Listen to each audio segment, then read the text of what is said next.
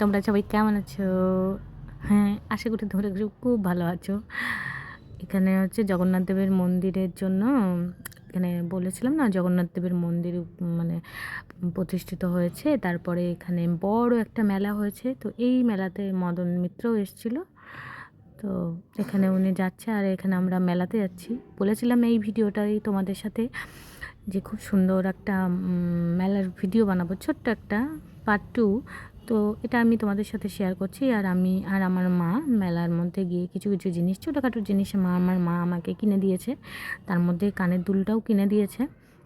আমার কানের দুল খুব ভালো লাগে, খুব সুন্দর সুন্দর জিনিস। আর আমি ছোট বাচ্চা বড় হলেও সেই ছোটোই বাচ্চা। আমার মা আমাকে কানের দুল, কিছু জিনিস, কিচেন টুলস কিছু জিনিস কিনে দিয়েছে।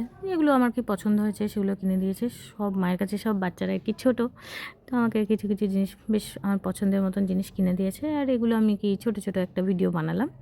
আমার বেশ ভালোই লাগছে এগুলো ভিডিও করতে।